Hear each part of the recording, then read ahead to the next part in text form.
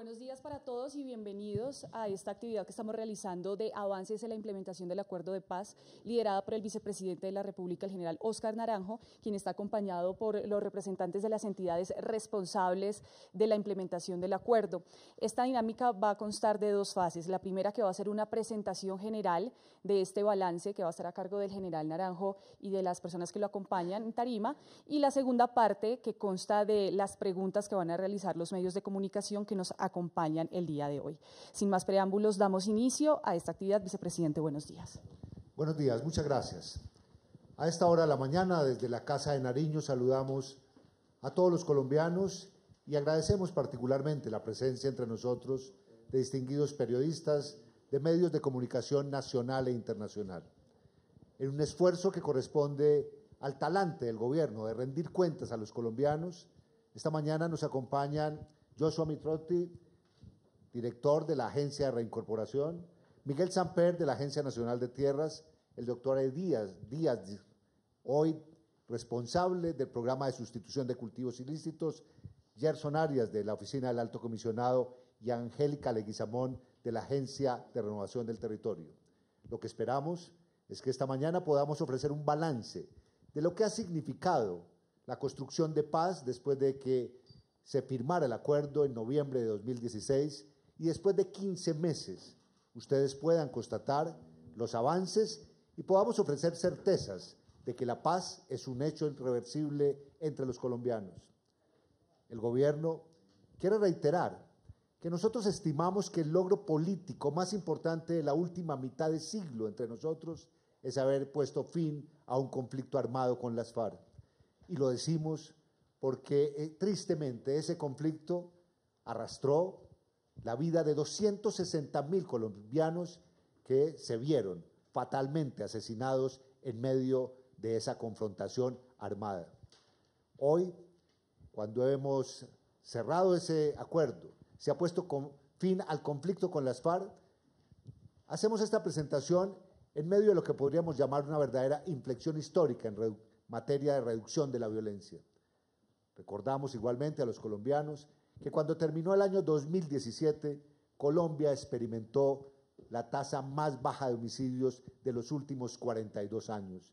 Y eso significa que el acuerdo, esta construcción de paz, ya presenta dividendos en relación con la protección del valor sagrado, superlativo, que es la vida de los colombianos, y por esa razón lo que decimos y reiteramos es que estamos frente a una verdadera inflexión histórica que nos debe comprometer a todos los colombianos para seguir construyendo paz. Quisiéramos señalar que la implementación del acuerdo está proyectada y programada a 15 años y que para ese efecto se ha construido un plan marco de implementación donde hemos avanzado en estos meses, 15 meses exactamente, con el 8.3% de esa implementación. Y a estas alturas hay unos logros que podríamos llamar trascendentes y que queremos compartir con los colombianos y con el mundo entero. Esos logros tienen que ver con el hecho de que pusimos fin a un conflicto de 53 años mediante un proceso de dejación de armas y tránsito a la legalidad de quienes se habían levantado contra el Estado y la sociedad. Durante el año pasado, durante estos 15 meses, sentamos las bases para la construcción de paz. Y aquí es muy importante decir lo siguiente: construir la paz significa avanzar también en un modelo institucional que realmente permita llegar a territorios que durante 53 años vieron que la única presencia en ese territorio se expresaba a partir de soldados o policías desplegados en medio de ese conflicto armado. Hoy podemos decir que desde el año 2014, con toda responsabilidad, el gobierno se ocupó de crear una institucionalidad para el posconflicto y para la construcción de paz. Y por esa razón recordamos, por ejemplo, que se dio vida a la Alta Consejería para el Posconflicto, que lidera el doctor Rafael Pardo, pero que también se constituyó la Agencia de Renovación del Territorio, que se creó la Agencia Nacional de Tierras y que en general se crearon 13 agencias que hoy, de manera articulada y transversal en el territorio, integran los esfuerzos del gobierno nacional, del gobierno departamental y de los gobiernos locales. sentar las bases para la construcción de la paz ha significado también tener un cuerpo normativo que comienza por incorporar a la Constitución y a la legislación colombiana certezas y seguridad jurídica para poder avanzar en la implementación de la paz. Sobre estos logros, lo que ha dicho el Instituto Kroc, que hace monitoría desde la Universidad de Notre Dame de los Estados Unidos, es que en comparación con otras implementaciones de acuerdos en el mundo, especialmente de los últimos 34 acuerdos de paz en el mundo, Colombia avanza de manera sólida y desde luego tiene compromisos y desafíos que tenemos que superar. Esta mañana, durante esta hora, nos ocuparemos de ver cómo los pilares de ese acuerdo, donde construimos paz, que se resumen en seguridad, reconciliación y convivencia y proyectos y nuevas oportunidades, representan avances muy importantes. Cada sector dará aquí respuesta y rendición de cuentas sobre esos avances. Y dado que tenemos aquí entre nosotros al director de la Agencia Nacional de Tierras, al doctor Miguel Samper, quien muy a propósito sale justamente al territorio en unos minutos, le voy a pedir a él que nos actualice de cómo avanza la reforma rural y cómo avanza lo que ha sido una política central del gobierno en relación con la restitución de tierras. Vicepresidente, muchas gracias y un saludo cordial para todos los demás colegas del gobierno y para los medios de comunicación que nos acompañan. Lo que hemos logrado en estos escasos meses, vicepresidente, y a todos los colombianos, en materia de tierras, es garantizar no solo que hayamos avanzado, sino garantizar que al menos en este punto en concreto, la paz, el proceso de paz y lo acordado en La Habana no tengan ningún tipo de reversa. ¿Y por qué lo digo? Porque en materia de formalización de tierras estamos llenando el campo de propietarios. Es lo que hemos hecho desde que llegamos a la Agencia Nacional de Tierras, entregando 3.220 títulos de propiedad para igual número de familias campesinas que llevan hasta décadas esperando por ese título de propiedad. Hemos entregado otros 1.065 títulos en un programa denominado Formalizar para Sustituir, un programa en el cual a las familias que abandonan los cultivos ilícitos se les tiende una mano para que sigan transitando esas rutas a la legalidad en una vía de un solo sentido. Con este programa, vicepresidente, hemos logrado reducir el margen de resiembra, el índice de resiembra que se presenta en todos los programas de sustitución de cultivos, de erradicación forzosa, lo hemos logrado reducir a 0%. Eso es una cifra absolutamente inédita en el marco de todos los programas que han avanzado en materia de sustitución de cultivos de uso ilícito. Estos títulos, sumado a 32.500 baldíos de la Nación que hemos adjudicado en tan solo año y medio de gestión, conforman un total de 1.470.000 hectáreas legalizadas. Eso es cerca de 1,5 millones de hectáreas formalizadas de una meta que se nos impone como Agencia Nacional de Tierras a 10 años de 7 millones de hectáreas. Por lo tanto, esa meta, el cumplimiento de eso va bastante avanzado. Y aquí hay voces críticas que han gritado que se le está entregando el país a ciertas personas, que se está entregando el campo colombiano. Nosotros desde la Agencia Nacional de Tierras hemos garantizado y hemos velado porque ese país rural sí se le entregue a los campesinos que trabajan la tierra, a las comunidades étnicas que quieren profundizar su arraigo, a los empresarios, porque hemos generado proyectos que vinculan tanto el capital de los empresarios del sector privado como con los campesinos que aspiran a quedarse en esa tierra, y con esos proyectos hemos demostrado que sí se puede trabajar de la mano. Entonces, es cierto, le hemos entregado el país, pero el país rural de Colombia, garantizando que quede en manos de esta gente, va a quedar precisamente en las mejores manos. Otra meta que se nos impone en los acuerdos de paz también va muy avanzada, que es recaudar en el Fondo de Tierras 3 millones de hectáreas en los próximos 12 años para darle acceso a la tierra a los campesinos que no la tienen o tienen tierra insuficiente. Ahí, a la fecha ya están registradas a nombre de la Nación 200.000 hectáreas y esperamos que el proceso de registro que estamos llevando de otro 1.000.000 de hectáreas culmine satisfactoriamente antes del 7 de agosto con 500.000 de hectáreas registradas para hacer esta reforma rural integral. Por último, se avanza, señor presidente, en materia de implementación del catastro multipropósito. Estamos implementando una estrategia absolutamente masiva de formalización de la propiedad rural a través de este catastro multipropósito en 43 municipios del país, donde vamos a impactar a 71.000 familias campesinas. Con todo esto, finalmente lo que estamos garantizando en últimas es que la paz sí tenga los pies en la tierra colombiana. Gracias, doctor Samper. Déjeme recordar igualmente lo siguiente. El acuerdo que puso fin al conflicto con las FARC incluye en su capítulo número 1 justamente el tema de la reforma rural integral. Y lo incluye porque es allí donde se dio el conflicto armado y es allí donde se originó el conflicto.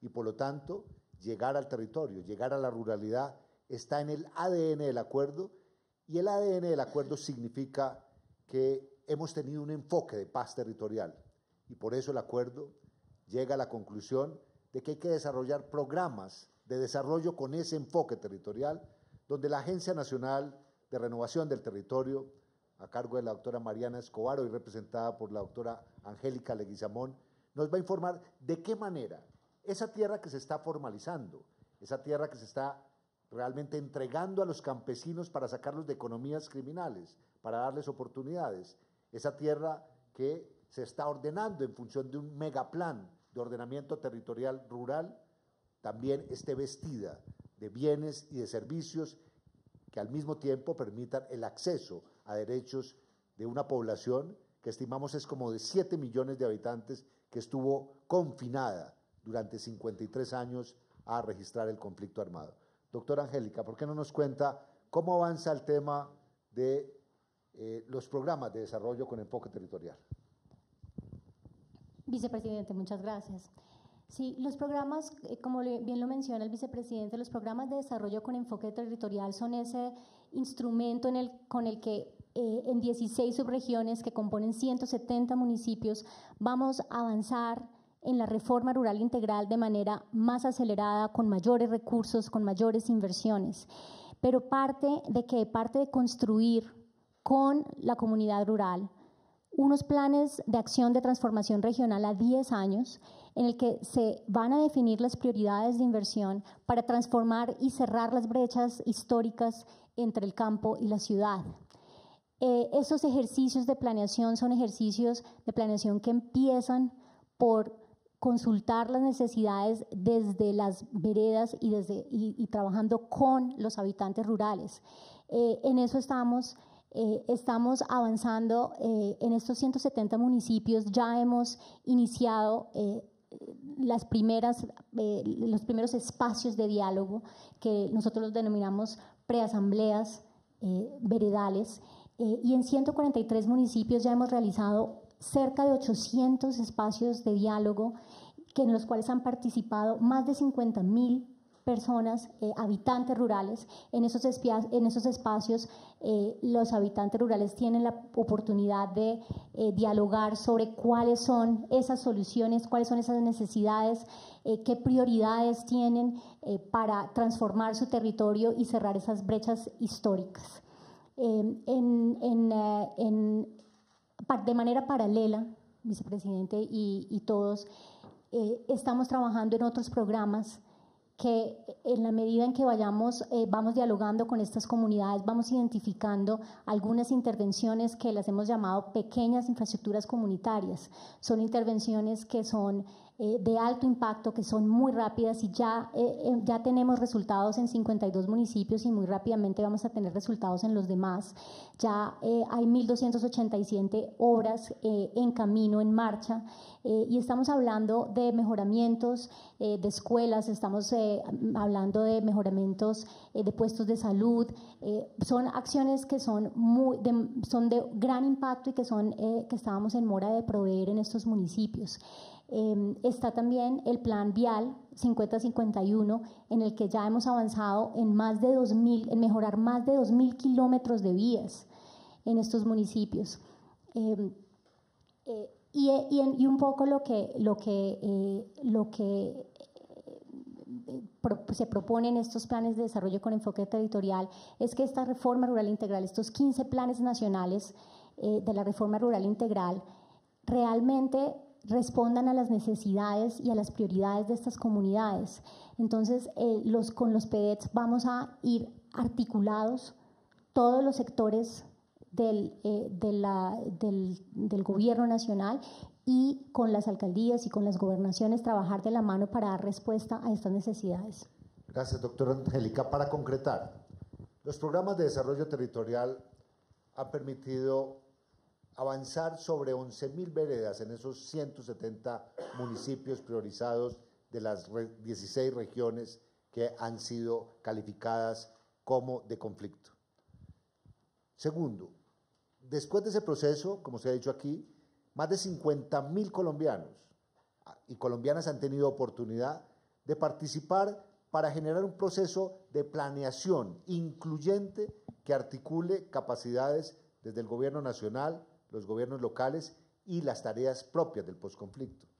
Importante decir que por lo menos 1.287 pequeñas obras de infraestructura han llegado ya a 52 municipios.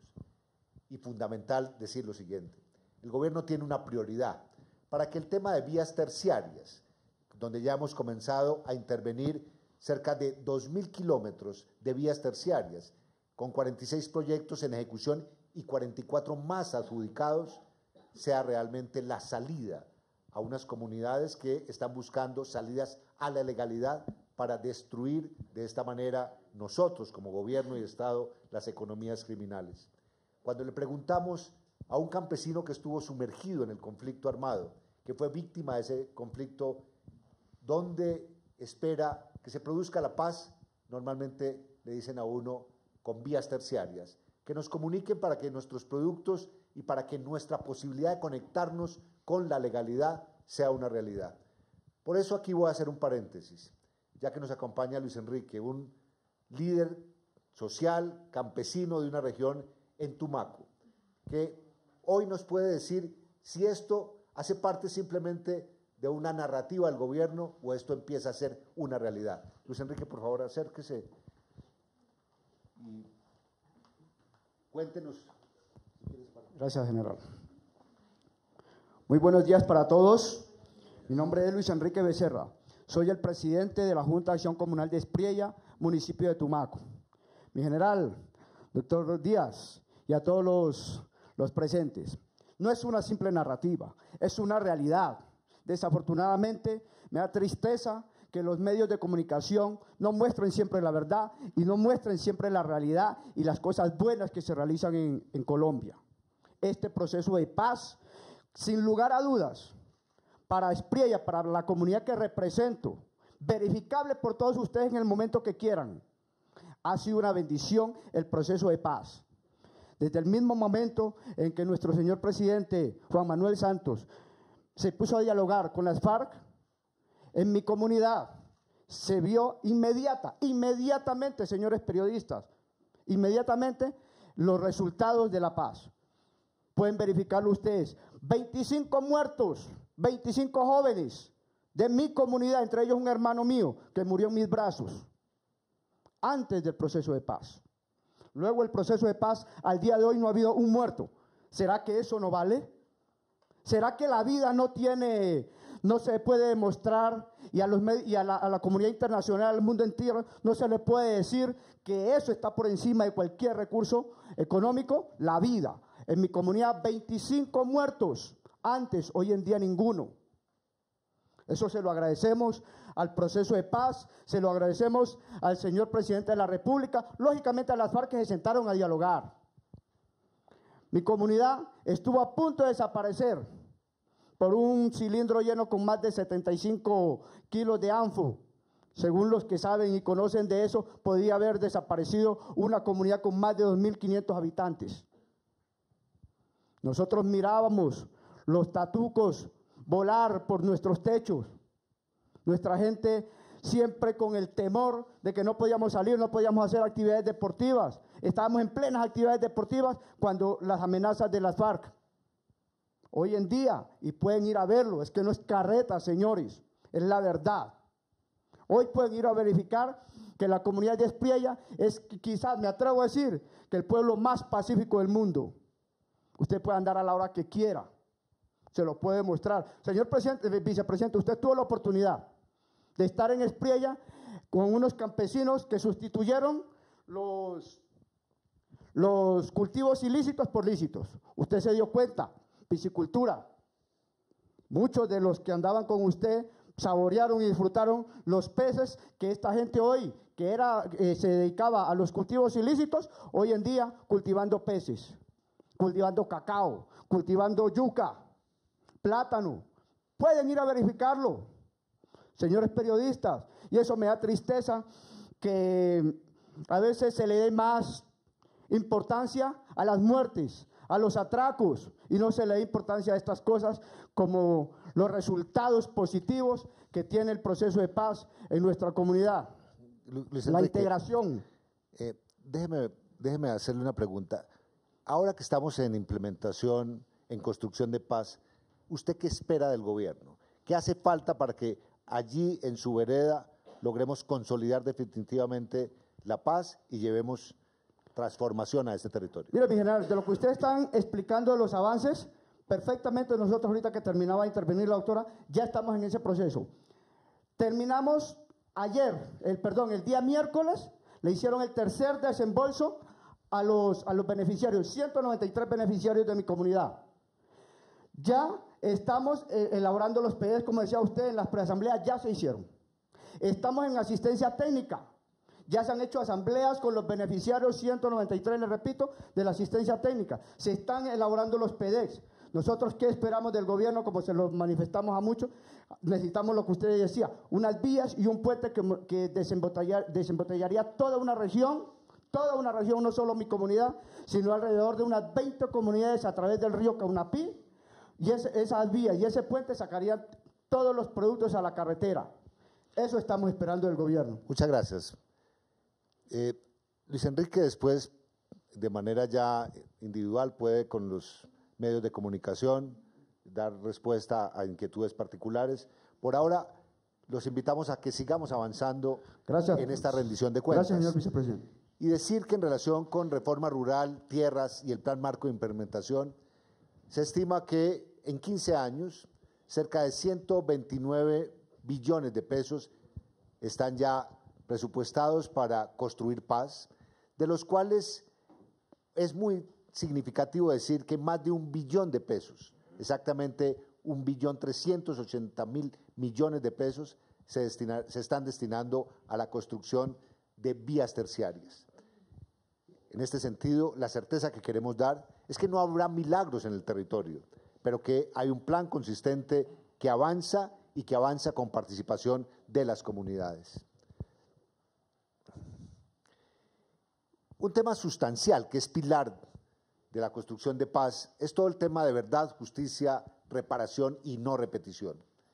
Y aquí la información que podemos darle a los colombianos es que en relación con la Jurisdicción Especial de la Paz, ya la inmensa mayoría de los magistrados de ese tribunal, de esa jurisdicción, se han posesionado, los ha posesionado el señor presidente de la República, que la Secretaría Ejecutiva de la jurisdicción ha venido trabajando ya por más de un año para preparar toda la infraestructura que permita en los próximos meses ver operar a esa Jurisdicción Especial para la Paz, de tal manera que salgamos de un debate teórico y nos atengamos a evaluar el rendimiento y el desempeño de ese nuevo modelo de aplicación de justicia transicional a través de las decisiones de esa jurisdicción. Se ha integrado y ya se ha posesionado la Comisión de la Verdad y, muy importante, un elemento central que es la consecuencia de una tragedia de un país en conflicto por más de 5 décadas, donde el estimativo de las personas desaparecidas, según distintas apreciaciones y estudios, varía desde 22.000 hasta 72.000 personas que se estima están desaparecidas en Colombia durante el conflicto armado, tienen hoy toda una posibilidad a través de una unidad de búsqueda de personas que se ha empezado a organizar, donde ya hay una directora nombrada como presidenta ejecutiva de esa organización, para que tengamos una respuesta que contribuya por un camino paralelo al que desarrolla la Fiscalía en relación con la búsqueda de personas a superar y a mitigar el dolor de muchas víctimas del conflicto. Un tema central en relación con verdad, justicia, reparación y no repetición es la solución jurídica de quienes se acogieron al proceso de paz. Y le voy a pedir al doctor Gerson Arias, de la Oficina del Alto Comisionado, que nos diga cómo avanza el tema de las medidas en relación con los privados de libertad que, como consecuencia del acuerdo, deben hacer tránsito a la legalidad y, al mismo tiempo, ir de manera paralela con este tema de la Jurisdicción Especial para la Paz. Sí, señor vicepresidente, muchas gracias. En nombre de la Oficina del Alto Comisionado para la Paz queremos agradecer la presencia, recordar que la función específica que tiene esta oficina es, por un lado, adelantar la negociación, que ya la terminamos, señor vicepresidente, y en esta etapa de implementación ser el primer paso de lo que significa la reincorporación. Aquí nos acompaña el director de la agencia, y eso significa básicamente dos ideas. Por un lado, constatar y acompañar el proceso de dejación de armas, que ustedes saben terminó y concluyó el pasado 15 de agosto con cerca de 9.000 armas, y además iniciar el proceso de tránsito a la legalidad, muy importante, el elemento fundamental para que esos hombres y mujeres de las FARC que tomaron la decisión de dejar las armas y apostarle a la construcción de paz inicien su reincorporación. Sobre eso, tres mensajes muy importantes que hoy quisiéramos transmitir. Por un lado, ratificar y volver a enviar el mensaje. Esos guerrilleros de las FARC pues estaban compuestos de tres grandes grupos, guerrilleros en armas que llegaron a la zona, cerca de 7.000 personas, milicianos que estaban en su mayoría fuera de las zonas, las zonas veredales, hoy espacios transitorios, y los privados de la libertad. Esos son los tres grandes grupos que se acercan a una cifra cercana, digamos, a los 14.000 hombres de las FARC. ¿Qué ha pasado con los privados de la libertad? Primer mensaje, hoy en día tenemos 3.059 personas acreditadas, y esto es muy importante para el país, para la comunidad internacional, señor vicepresidente. Desde el año 2016 creamos un comité para verificar cada nombre que nos entregara las FARC.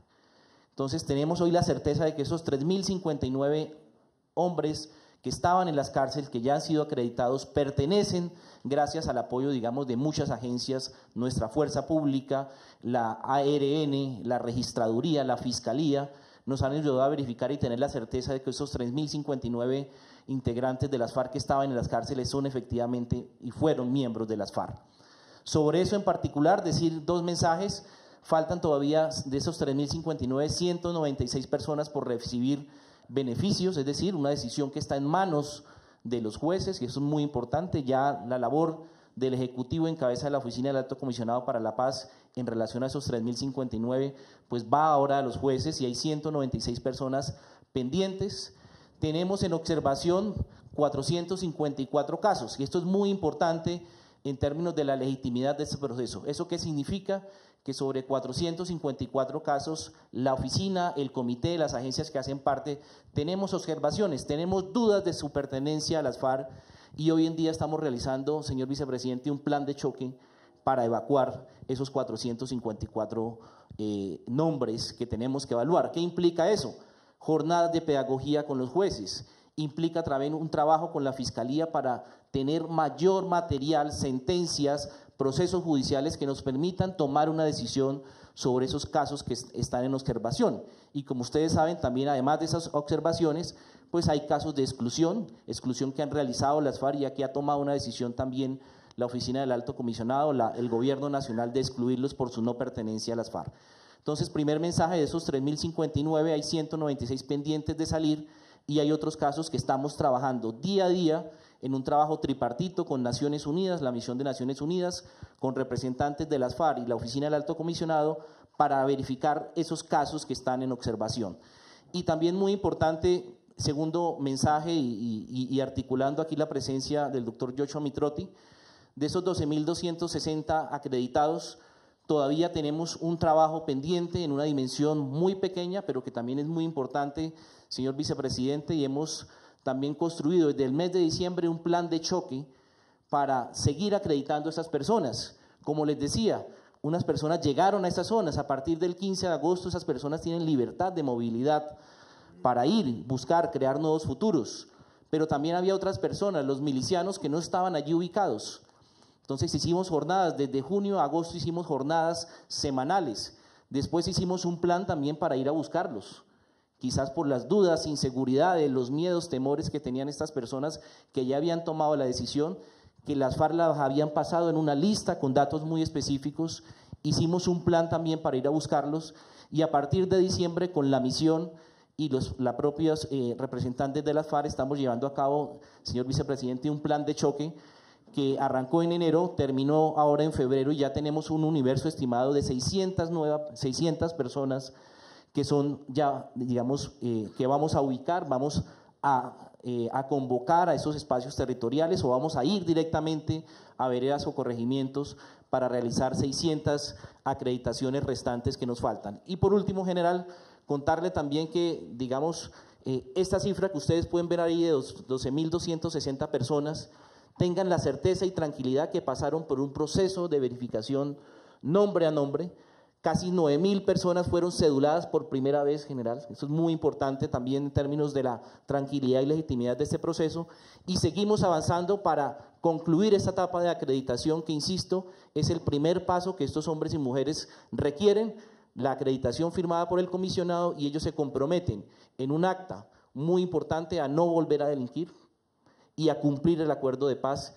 Y tenemos en nuestro poder 12.260 actas firmadas con sus huellas, con su documento de identidad, digamos, comprometidos a cumplir el acuerdo, y ese es el primer paso para la reincorporación. Muchas gracias, doctor Gerson. El tránsito a la legalidad supone participación en política y en este sentido, pues no vamos aquí a ampliar lo que ya es evidente. Lo que es evidente es que las FARC dejó de ser un grupo armado, una guerrilla, y se transformó en partido político. Hizo el lanzamiento de su partido político, hoy tiene 73 candidatos inscritos a elecciones en las corporaciones públicas y al mismo tiempo avanza en una campaña que en medio de todas las dificultades que hemos visto, lo que queremos reiterar aquí es que goza como gozan todos los partidos y movimientos políticos del pleno de garantías para esa participación en política. Un eje central, un eje que realmente concita la atención de los colombianos y también de aquellos colombianos que, estando en armas, hoy, después de esa dejación de armas, esperan que una sociedad los reincorpore. Por eso le voy a pedir al doctor Joshua Mitrotti, que es el gerente de esta actividad central, no solamente en función del cumplimiento del acuerdo, sino en función de lo que ha sido una historia ya larga de Colombia produciendo procesos de reincorporación, que nos actualice sobre cómo avanza la reincorporación efectiva. Señor vicepresidente, muchas gracias. Reconocer el liderazgo que usted ha asumido, el trabajo en conjunto que hemos hecho con la oficina del comisionado para poder implementar la reincorporación.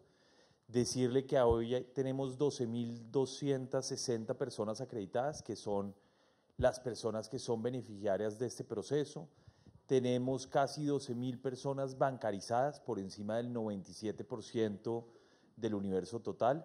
Asignaciones únicas de normalización que se vienen pagando desde el 16 de agosto, y aquí quiero hacer una aclaración: la reincorporación no arrancó hace un año, no arrancó hace 15 meses, arrancó el 16 de agosto, cuando las FARC dejan en su totalidad las armas y la agencia puede empezar a hacer presencia en lo que eran las antiguas zonas o puntos transitorios, ahora espacios territoriales de capacitación y normalización. Hemos venido pagando mes a mes rentas básicas desde el 16 de agosto hasta el pasado 16 de febrero. Más o menos eso nos da una suma de 55.000 millones de pesos que se han desembolsado a los excombatientes de FARC. Gracias a esos recursos, hoy muchas de las actividades productivas que se están desarrollando en los espacios, en los nuevos asentamientos, son posibles. Cultivos de piña, cultivos de maracuyá, cría de pollos, cría de cerdos, etcétera, etcétera, con el acompañamiento muy importante del Ministerio de Agricultura, de la Agencia de desarrollo rural y haciendo realmente un ecosistema que la reincorporación funcione. Nosotros no reemplazamos las entidades públicas, nosotros lo que hacemos es una coordinación estricta con las entidades, el SENA, Educación, para proveer servicios. Decirles que este año tenemos 4.000 cupos de alfabetización para excombatientes, venimos avanzando en ese proceso, tenemos 4.500 cupos para las comunidades aledañas para que los beneficios de la reincorporación no estén solamente centrados en la comunidad de excombatientes, sino que llegue realmente a esas regiones, a esos lugares que estuvieron afectados por el conflicto. En materia de proyectos productivos venimos trabajando con el PNUD en todo un ejercicio de tener formuladores de proyectos en los territorios que nos permitan primero ir generando la capacidad crítica para poder empezar a producir, pero adicionalmente tener todos los acompañamientos, la asistencia técnica del Estado en estos procesos productivos.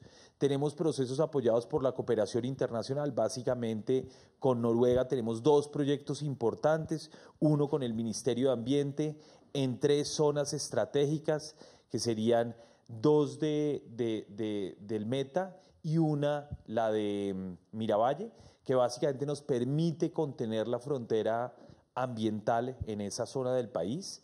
Tenemos adicionalmente en Miravalle un proceso de acuaponía con diferentes empresas, incluso empresas que estuvieron afectadas por la antigua Teófilo Forero, que hoy están participando activamente, entregando insumos, asistencia técnica, capacidad para que esta producción realmente sea funcional. Decirles también que con Panaca y con CIFA estamos formando hoy 700 personas en técnicos agropecuarios, 350 están en Panaca, 350 están en los espacios territoriales donde CIFA fue a prepararlos. Esperamos que tengamos la graduación de los primeros 350 en Panaca el próximo 8 de marzo. Yo creo que eso va a ser un insumo muy importante para toda la dinámica productiva. Por último, decirles que en Economía Solidaria tenemos a más de 5.500 personas, 5.433 personas que han tenido el curso básico. Hoy tenemos a Ecomún funcionando, le estamos pidiendo a la cooperación internacional un apoyo para tener una asistencia técnica en este primer año para poder cumplir todos los requisitos de ley, y tenemos 44 cooperativas que están en proceso de conformación. A la fecha tenemos 4 cooperativas regionales, señor vicepresidente, en funcionamiento, y tenemos un proyecto productivo que ya la FARC presentó, particularmente el de Miravalle, que estamos revisando con las entidades financieras cómo podemos dinamizar la apertura de la cuenta para poder hacer el primer desembolso y empezar a mostrar que este proceso de construcción de paz es irreversible, que va avanzando, que vamos avanzando en la construcción de nuevas habilidades y nuevas competencias para estos excombatientes que hoy quieren ser ciudadanos de Colombia. Muchas gracias, doctor Mitrotti. Para continuar, quisiera también informarle a los colombianos y a los distinguidos medios de comunicación que nos acompañan lo siguiente. Esta implementación de la paz no es una implementación que surja de una llamada desarticulación como muchas veces se percibe.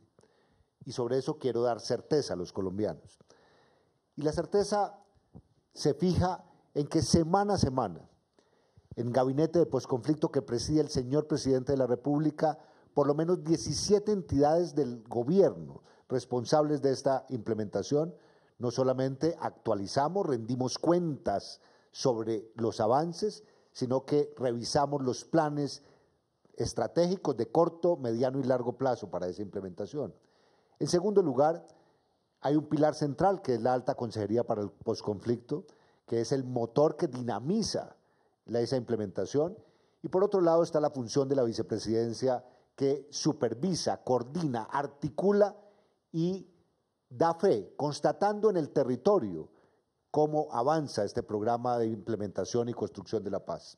Sobre eso, ustedes lo conocen, es evidente, a 10 meses de la vicepresidencia, que tengo el inmenso honor de haber asumido hace 10 meses, repito, ya hemos viajado al territorio en más de 96 ocasiones, visitando 22 departamentos, visitando 36 municipios y visitando muchas veredas de esa Colombia profunda para constatar avances también para identificar dificultades. Podemos avanzar diciendo que un tema central es el tema de la seguridad, de la protección individual y colectiva. Y en ese sentido, yo diría que fuimos responsables durante el acuerdo de asegurarnos que un capítulo del acuerdo estuviera consagrado a las garantías de seguridad. Y es verdad que hemos tenido dificultades porque el gobierno parte del reconocimiento de que en los 2 últimos años, líderes sociales en los territorios que padecieron el conflicto, defensores de derechos humanos han sido víctimas de asesinato.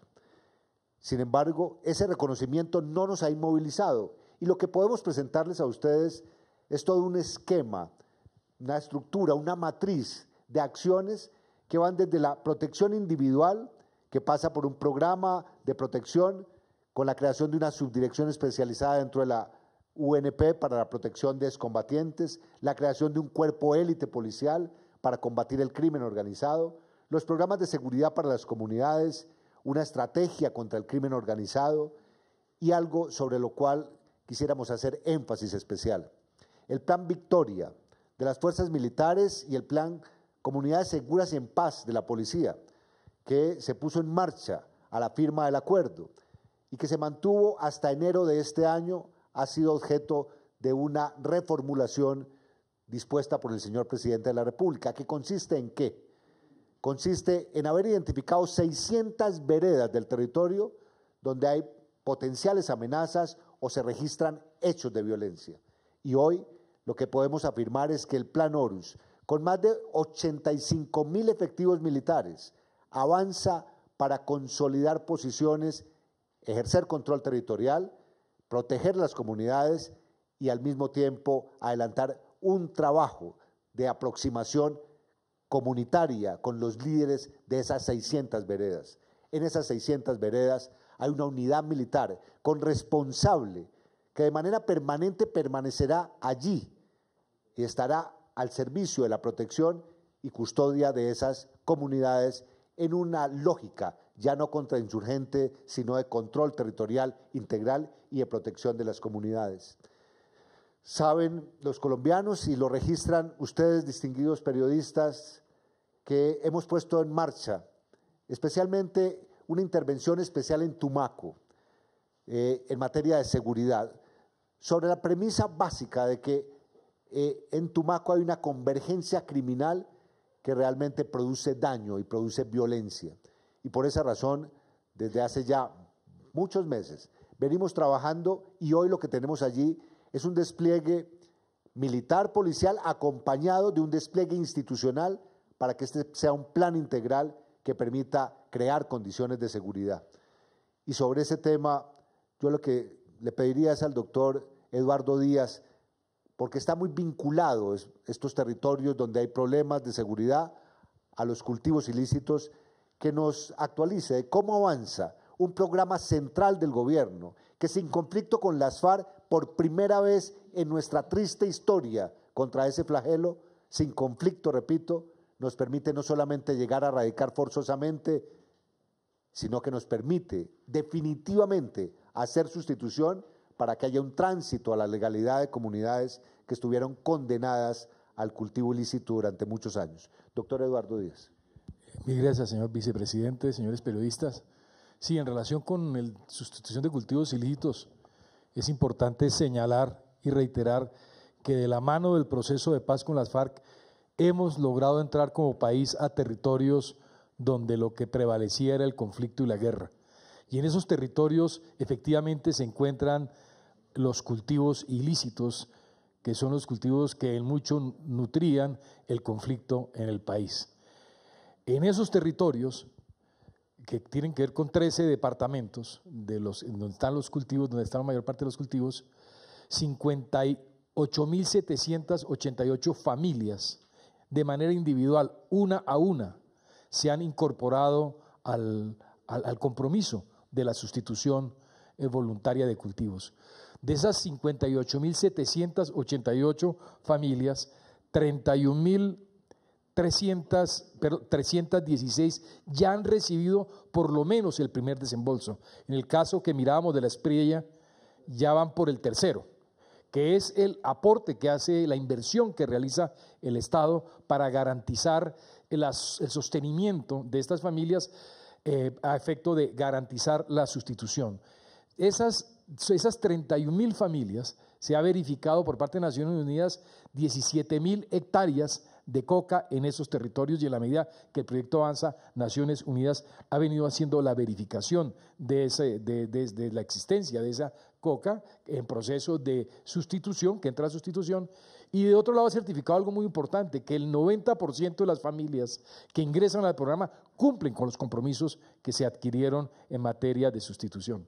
Pero no basta, señor vicepresidente, con retirar la coca, es necesario sustituirla. Hoy, en el país, 12 viveros con 100.000 plántulas de cacao están ya operando, instalándose, desarrollando ya las plántulas en distintas regiones del país para salirle adelante al tema del qué hacer una vez se levantan la coca. Y con Corpovica, por ejemplo, se están produciendo las semillas, algunas de ellas ya están disponibles para garantizar semillas para más de 6.000 hectáreas en 11 productos distintos, en un esfuerzo por anticiparnos al tema de del qué hacer para garantizar la sustitución.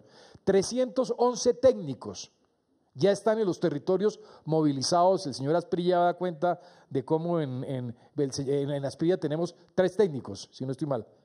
3 técnicos. De esos técnicos hay ya 311 en el territorio nacional, coordinados por la Agencia de Desarrollo Rural, porque como usted bien dice, señor vicepresidente, esto es producto de un esfuerzo conjunto, no solamente de una entidad. Retos todos, pero vamos a buen paso, señor vicepresidente, vamos a cumplir nuestras metas y lo que es más importante, lo estamos haciendo de mano de las comunidades. Muchas gracias, doctor Díaz. Sobre este tema en particular, hacer precisión y claridad sobre las metas que se han cumplido.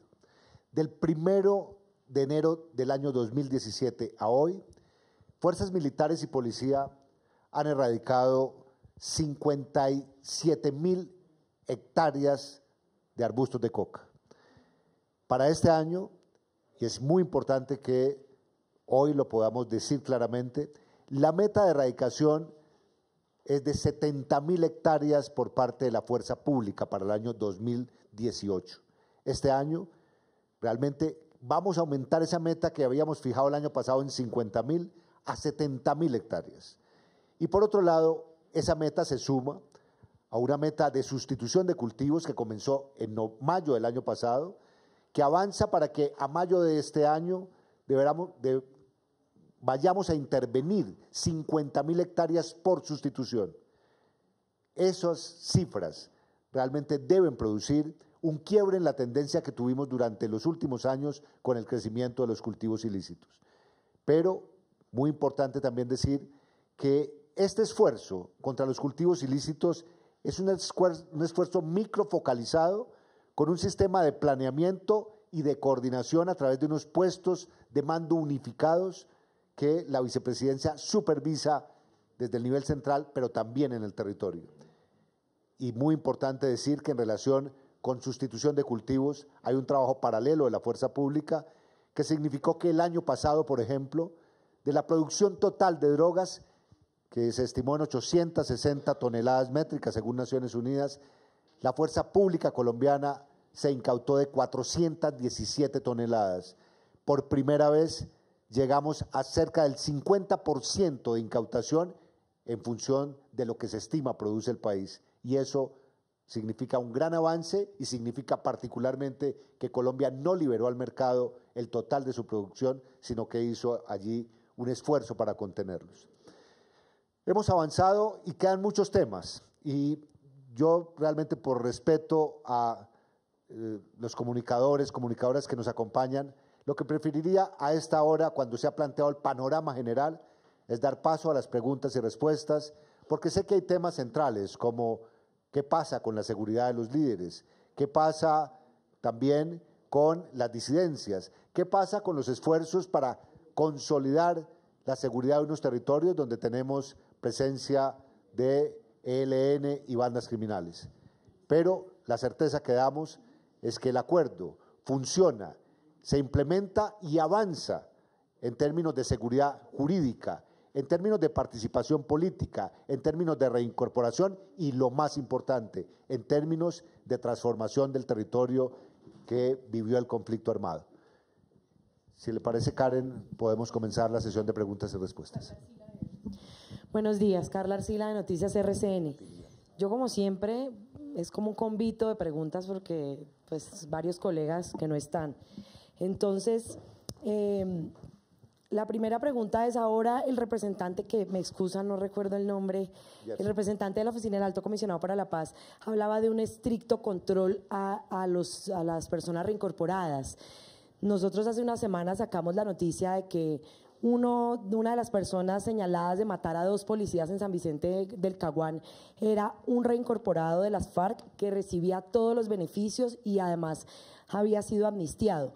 ¿Cómo ejercer el control? Claramente el gobierno no puede controlar lo que hagan los reincorporados después, pero creo que sí debería haber un control, y el vice también que me ayude a contestar, cómo evitar que los reincorporados pues delincan, y si hay alguna evidencia por parte del gobierno de relación de miembros de las FARC con disidencias de este exgrupo guerrillero. Esa sería la primera pregunta.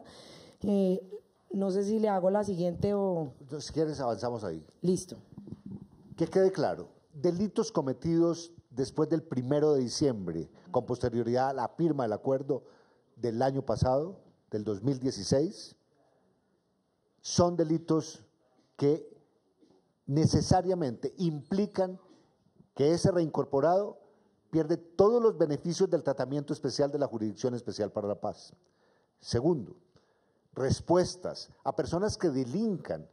La única respuesta posible es la aplicación de la ley, la aplicación de todo el peso de la ley, y en eso el gobierno no tiene contemplaciones. Y tercero, nosotros asumimos que estas personas reincorporadas, que son objeto y sujeto de derechos, con derecho a la libertad, pues realmente asumen los riesgos del uso responsable de esa libertad, y por lo tanto lo que decimos es: el gobierno, en asocio con la Fiscalía, aplica todo el peso de la ley a quien desborde el acuerdo y cometa delitos después del 1 de diciembre del año 2016. Las evidencias, si hay relación de miembros de las FARC con disidencias, ¿tienen evidencias?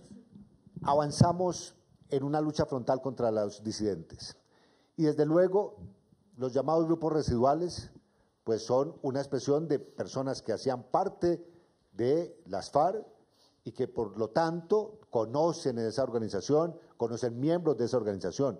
Lo que tenemos que velar es que no haya una relación vinculante criminal de excombatientes reincorporados con esas disidencias. La última, ya, qué pena. Sí. Vice, ayer la Contraloría dijo que iba a hacer como una fiscalización del tema de los recursos donados por las Naciones Unidas, los $4 millones para el funcionamiento de la Justicia Especial para la Paz. El gobierno, sé que eso es de la JEP, pero pues ustedes como representantes del gobierno van a emitir un informe diciendo en qué se gastaron esos recursos. O sea, va a haber un informe a la Contraloría ya que está pidiendo como una especie de cuentas. Bienvenidos los sistemas de control, bienvenidos los organismos de control para blindar la implementación de la paz en relación con las amenazas que pueda haber de corrupción. Aquí de lo que estamos seguros es que el gobierno ha obrado con transparencia, que estos acuerdos con comunidad internacional están condicionados a la ejecución y supervisión de unos contratos de ejecución de esa cooperación internacional, y desde luego lo que el gobierno reitera es que está abierto para dar todas las respuestas a los organismos de control en función de la transparencia necesaria en la implementación. Buenos días, Orlando Villar de Caracol Radio. Tengo como 2 preguntas rápidas, una para el representante de la Oficina del Alto Comisionado. Si le entendí bien, ustedes siguen recibiendo nombres en las listas de las FARC, hablaban, y si no le entendí mal, la cifra de unas 600 personas que recientemente se han vinculado a esas listas, y si es correcta la cifra también de los alrededor de 400 que están verificando y sobre los que hay duda.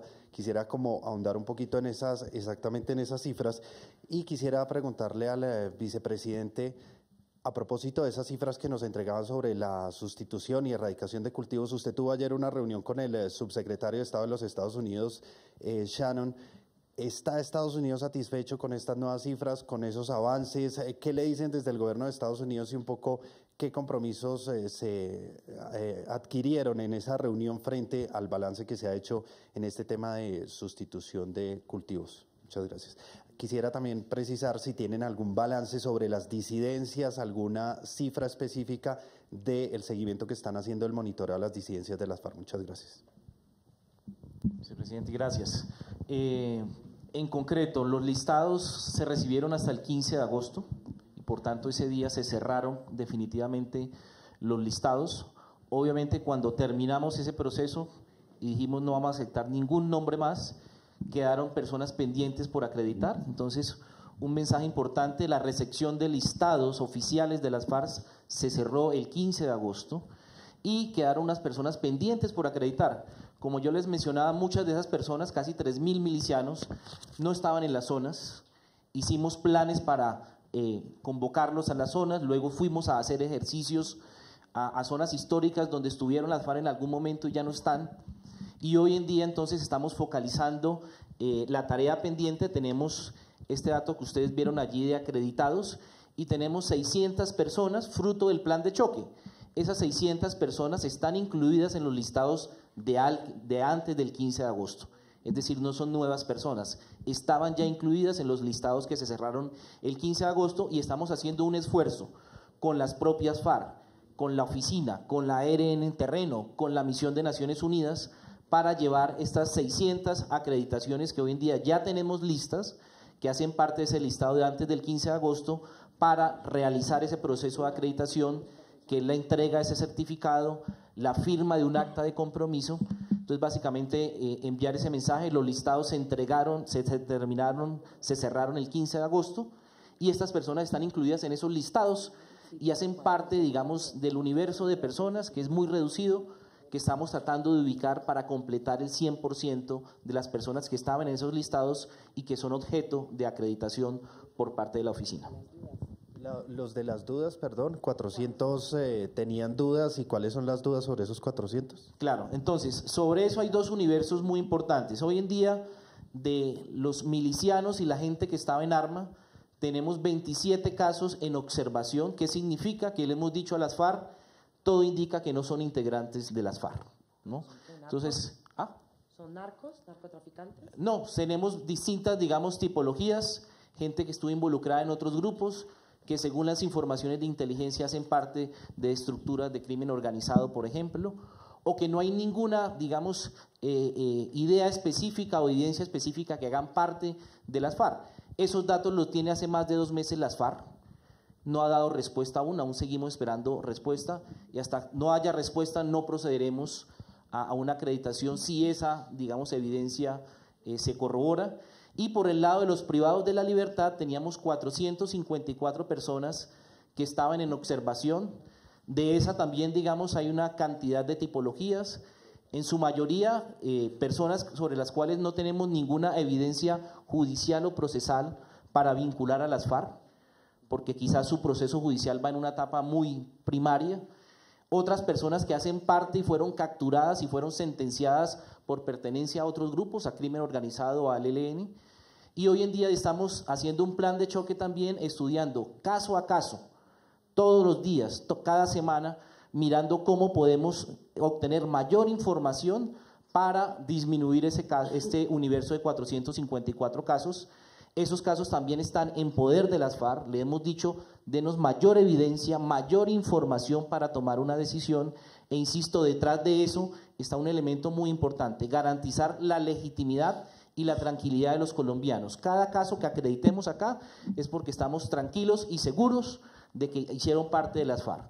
Y estos casos en observación, que son 454, los estamos estudiando a través de un plan de choque que implica necesariamente tener la certeza y tranquilidad antes de dar cualquier paso de su pertenencia a las FARC antes de proceder al tema de la acreditación. Sí, en síntesis, en relación con los listados, el gobierno es el más interesado en que no haya colados. Eso se simplifica esa respuesta de esa manera. ¿Y cómo nos ocupamos de eso? A través de un proceso complejo de verificación interinstitucional con la Fiscalía y los organismos de seguridad del Estado. En relación con nuestra reunión, y a propósito, hoy avanza esa reunión de alto nivel bilateral entre Estados Unidos y Colombia. ¿Y qué es lo que ha dicho Colombia? Frente a un tema que tenemos al frente, a un problema que reconocemos, que son los cultivos ilícitos, Colombia tiene decisión, y decisión de eliminar esos cultivos ilícitos, y en segundo lugar tiene un plan, y un plan que es coherente, un plan que está financiado con recursos fiscales colombianos, y un plan donde avanzamos en la cooperación internacional con Estados Unidos, que ha sido nuestro principal aliado en esa materia. Las metas son metas hoy reconocidas y aceptadas, y adicionalmente son metas que ya nos permiten mostrar logros a los colombianos y a la comunidad internacional. Pregunta María Camila Sánchez de Radio Nacional.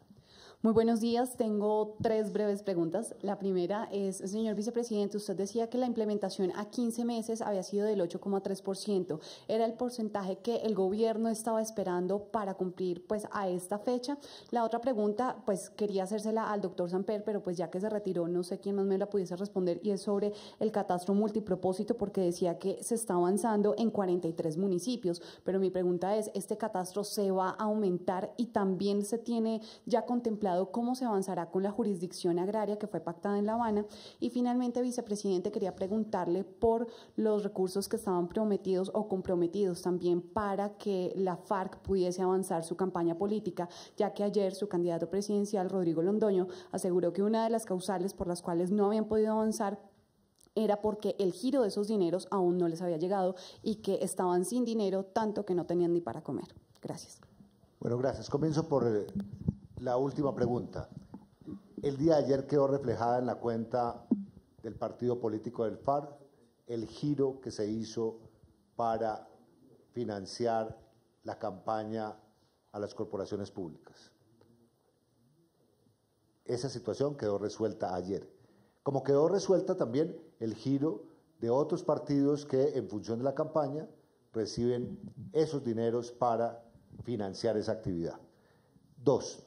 Una precisión importante, cuando mencionamos el 8%, nos estamos refiriendo a los 15 años de implementación y lo que hemos avanzado en los 15 meses. No es un avance del 100, comparado ese 8% con el 100% del primer año, no. Lo que hemos dicho es que este 8% es lo que supone en el marco de ese plan estratégico de 15 años, estos 15 meses. Pero sobre estas tareas cumplidas, el primer año, podemos decir que hay tareas cumplidas al 100%.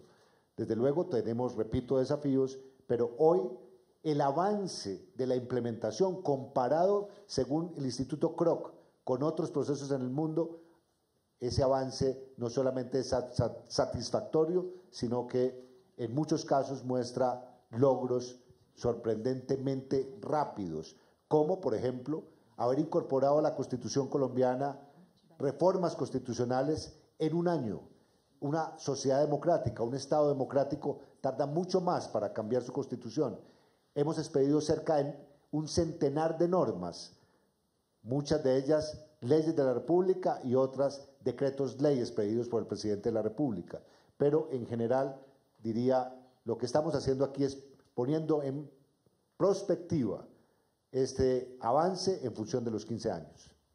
¿Y sobre el catastro y la jurisdicción agraria? El catastro rural multipropósito es realmente una herramienta necesaria, y yo diría era necesaria con o sin acuerdo con las FARC, porque lo que es absolutamente indiscutible es que el territorio presenta hoy una desinformación y unos niveles de inequidad en relación con el pago de tributos de poseedores de esa tierra.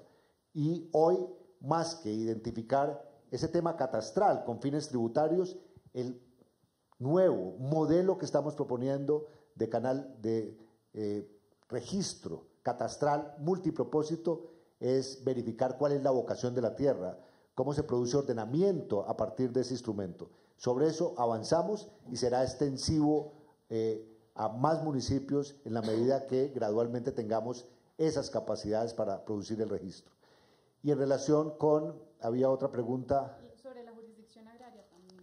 Ese es un tema que está pendiente y seguramente cuando comience la legislatura se reactivará.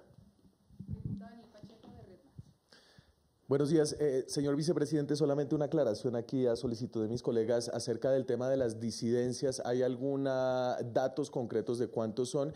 Y tal vez usted dice que están velando porque no haya vínculos entre la FARC política y las FARC en disidencia. ¿Hay alguna, y esto es importante porque ha sido un tema recurrente en la campaña, ¿hay algún indicio de que haya vínculos entre disidencias armadas y FARC en política? Muchas gracias. Lo que se estima por los informes de la Fuerza Pública es que el 6% y solo el 6% de lo que era el universo de combatientes de las FARC se fue a la disidencia. Eso significa que cerca de 700 personas hoy convertidas en objetivo militar, policial y judicial están siendo objeto de persecución por conformar esos grupos residuales. Importante decir lo siguiente, cuando comparamos ese número de disidentes versus otros procesos colombianos, ese número es relativamente bajo. Hubo casos en Colombia donde las disidencias fueron del 18 al 25%. Hoy estamos hablando del 6%. Y no por ser el 6% es un tema menor, es un tema prioritario del gobierno con instrucciones precisas a las fuerzas militares y policía para neutralizarlos. Y en relación con los vínculos, lo que uno esperaría es que cualquier información alrededor de si existe o no vínculo se produzca sobre evidencia, que terminemos la especulación y en ese sentido lo que nosotros hacemos es respetar las decisiones que, por ejemplo, produce la Fiscalía General de la Nación cuando comprueba sus vínculos. Y ahora sí la mía, señor vicepresidente. Hoy el informe de Somos Defensores revela que hay un incremento entre el 2016 y el 2017 de cerca de 32% en homicidios de líderes. Usted presenta un plan que parece reconocer que hay algunos patrones en los asesinatos al identificar 600 veredas. Aquí hay mucho de semántica, sistematicidad, patrón. Hay unas declaraciones que para las organizaciones sociales han sido desafortunadas de parte del gobierno, líos de faldas para caracterizar a los asesinatos de estos líderes. ¿Hay algún avance en la forma en la que ustedes están viendo este fenómeno y cómo están respondiendo a él? No solamente hay avance, hay realmente una prioridad política que nos lleva a decir con toda claridad que proteger los líderes, a los defensores de derechos humanos, y garantizar su integridad y además asegurar que no haya impunidad es un propósito central del gobierno. Dos, nos aproximamos a esa realidad con dos ópticas, con dos propósitos. El propósito de ser tremendamente eficaces en la protección y por esa razón hemos salido de una lógica de protección individual por una lógica de prevención colectiva. Y por eso destaco aquí que una herramienta que hemos puesto en marcha, fortalecida, es el sistema de alertas tempranas en el territorio. Dos, mencionar que si bien se ha dado un incremento en esos homicidios que reconocemos, también se ha aumentado sustancialmente el nivel de esclarecimiento por parte de la justicia en relación con esos victimarios. Déjeme mencionar este dato. El promedio histórico de los últimos 10 años señalaba que solamente el 18% de esos crímenes tenían esclarecimiento y autor identificado. Este primer año, la Fiscalía, en asocio con la Policía Nacional, la Policía Judicial, con el liderazgo del señor fiscal, ha pasado a tener un esclarecimiento superior al 52% de los casos. Todavía hay que avanzar para que no haya impunidad y haya condena total a esos victimarios. Y en relación con el tema y el debate nacional, si hay sistematicidad o no, el gobierno, ¿qué identifica? El gobierno identifica que región a región puede haber patrones de comportamiento criminal y que esos patrones de comportamiento criminal permiten identificar 4 categorías de victimarios. El ELN, que está asesinando líderes sociales, el llamado Clan del Golfo, las bandas criminales locales y grupos que quieren impedir el proyecto y el propósito de la restitución de tierras en unos departamentos en específico. Nosotros sobre esos patrones territoriales estamos obrando y lo que sí reconocemos es que hay patrón territorial más allá de una discusión que es típicamente jurídica, donde el gobierno lo que dice a la luz de la doctrina jurisprudencial sobre sistematicidad en relación con el delito, con delitos de genocidio, es que aquí no hay sistematicidad, porque sistematicidad significaría reconocer que hay un plan, reconocer que hay una política general, reconocer que hay un líder que ordena la ejecución de ese plan, reconocer que hay estructuras criminales que obedecen a esas órdenes y cuarto, que esas estructuras criminales actúan con eficacia para eliminar una población. Esos criterios no se dan en el caso de los asesinatos que estamos registrando hoy. El criterio que se da es un criterio de patrón criminal micro focalizado dependiendo de cada departamento, de cada municipio. Buenos días. Yo quisiera saber con respecto a las declaraciones que dio ayer el candidato presidencial de FARC, que lanzó un SOS de la implementación del acuerdo de paz. Yo quiero saber cuál es el punto de vista del gobierno. Pues se pensaba que habían a corto plazo ciertos puntos del acuerdo que se tenían que cumplir. Entonces, ¿cuáles son esos que no se han cumplido, que estaban previstos a corto plazo, y por qué no se han cumplido? ¿Qué dificultades ha tenido el gobierno? Bueno, una queja general de incumplimiento por parte de las FARC amerita una respuesta puntual por parte del gobierno caso a caso. Y voy a señalar, digamos, por qué estimamos que avanzamos cumpliendo el acuerdo. Avanzamos cumpliendo el acuerdo porque se ha cumplido una agenda legislativa intensa en el año 2017 que ha permitido, entre otras, la participación política de las FARC y la constitución de partido político de las FARC, antes un grupo guerrillero. Hemos avanzado para dar esas seguridades jurídicas que permiten la aplicación de ley de amnistía e indulto, con lo cual se produce el tránsito a la legalidad. Hemos avanzado en una etapa temprana de reincorporación que, como bien se dijo aquí, no comenzó en noviembre del año 2016, sino en agosto del 2017, con la reincorporación temprana. ¿Y qué significa reincorporación temprana? Reconocer sobre un hecho evidente, indiscutible, que más de 11.000, casi 12.000 excombatientes de FARC se encuentran recibiendo los apoyos previstos en el acuerdo, esa renta básica mensual de sostenibilidad, y adicionalmente decir que sobre esos apoyos ya hay proyectos productivos localizados en las ETCR que empiezan a funcionar. Avanzar significa dar garantías plenas a la participación política, y en este sentido las FARC podrá decirlo y podrá desmentirme ahora si quiere, que lo que estaba previsto para la protección individual de los líderes del partido político FARC se está cumpliendo a plenitud y a cabalidad. Hay un dispositivo enorme protegiéndolos que es reconocido por ellos. Hoy probablemente, si quieren decir que no es así, pues lo respetamos, pero lo cierto es que tenemos cómo mostrar que por lo menos 480 personas de la unidad de protección, con un número muy importante de esquemas de seguridad, con la asignación de un número suficiente de vehículos y de medios, acompaña en materia de seguridad a esta dirigencia del nuevo partido político FARC. Yo entiendo las angustias que tiene el partido, y es verdad que solamente hasta el día de ayer en la tarde recibieron el giro para financiar su campaña política. Ahí hubo un retardo, y hubo un retardo que tiene que ver con condicionalidades que incluso desbordan la propia capacidad del gobierno y que tienen que ver con otras instancias del Estado, Consejo Nacional Electoral, Registraduría, pero también verificación de lo que significa que miembros de ese partido hoy en lista OFAC, es decir, en lista de la Oficina de Control de Activos de los Estados Unidos, no reciban dineros para financiar esa campaña. Esa situación se ha superado y, repito, el día de ayer se hizo ese giro para habilitar la financiación de la campaña. Y por otro lado, sabemos que todavía hay incertidumbres. Estamos a la espera de que se produzcan conceptos de la Corte Constitucional en relación con el Estatuto de la Jurisdicción Especial de la Paz. Estamos a la espera de que se produzca el concepto definitivo sobre la ley de amnistía e indulto. Y esas situaciones producen incertidumbre lógica en quienes han dejado las armas y hoy tienen vocación de reincorporarse a la vida civil y participar en política.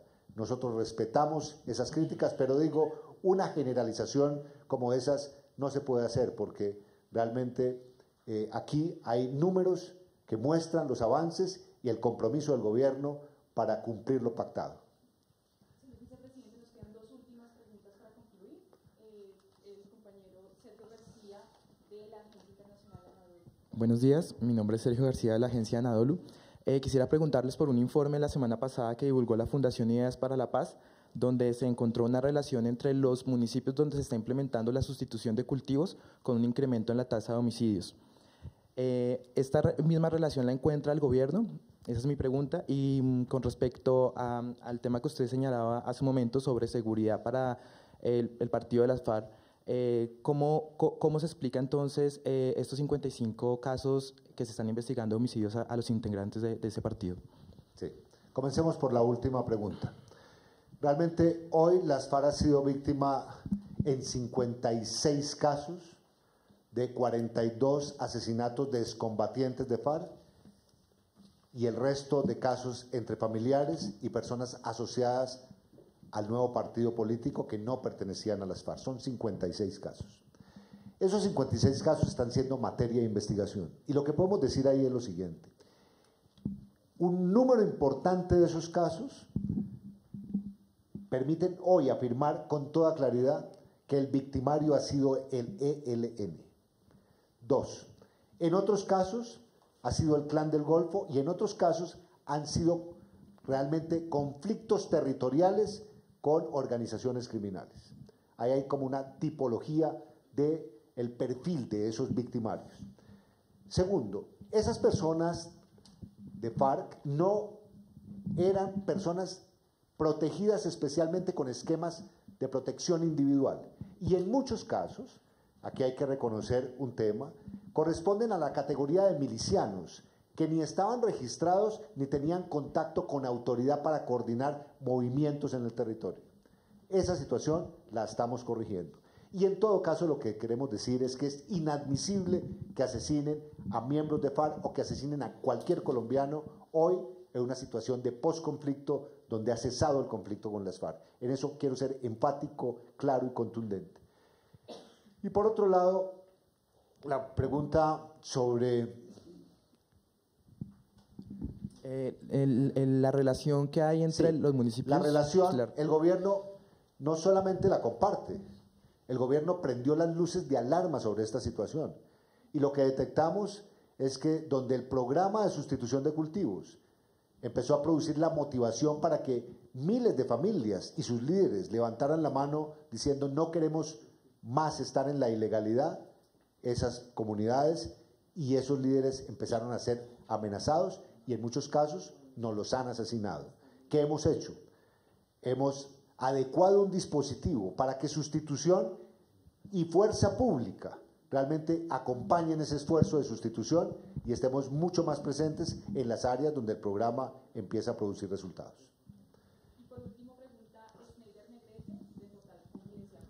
Buenos días, señor vicepresidente, señores funcionarios. Señor vicepresidente, hace un momento usted nos decía que la meta de erradicación para este año quedó en 70.000 hectáreas de cultivos ilícitos. Teniendo en cuenta que a la fecha solo se ha erradicado el 4.6%, ¿no cree el gobierno pues se están quedando un poco cortos con esta cifra, teniendo en cuenta también que la presencia de bandas criminales del ELN o de las disidencias en el territorio? Lo otro es, el gobierno tiene evidencia de que el ELN está asesinando a los reincorporados de las FARC para presionarlos porque le entreguen ubicaciones de caletas de armas o de dinero. Y finalmente, si nos puede precisar de cuánto fue el valor del giro a la cuenta del partido de la FARC. Muchas gracias. Sí. Comienzo por la última, 8.800 millones, que es lo que le corresponde a los partidos normalmente para estos efectos. Vínculos y motivaciones que tiene el ELN son diversas, no solamente el ELN ha asesinado a excombatientes del FARC en función del tema del monopolio de la economía criminal de drogas, sino también en función de venganzas con ese grupo y una confrontación de competitividad, si se puede decir así, donde el ELN ha mostrado una aspiración de expansión de su control, pretendido control en esas áreas. Pero son distintas las motivaciones. Y por otro lado, la primera pregunta era sobre la meta. La meta de las 70.000 hectáreas está totalmente programada y calculada mes a mes. Y lo que está claro es que los primeros meses del año comienzan con un ritmo que es ascendente y que es incremental con el despliegue de las unidades policiales y militares en la zona. Pero la tenemos totalmente prevista y calculada para cumplir esa meta de 70.000. Muchas gracias. Yo le agradezco a los colombianos que nos han seguido a través de Canal Institucional, pero agradezco fundamentalmente a los distinguidos periodistas de medios de comunicación nacional e internacional que nos permiten hacer esta presentación de un balance de implementación que en sentido estricto es una rendición de cuentas a los colombianos sobre cómo avanza la construcción de paz en nuestro país. Muchas gracias.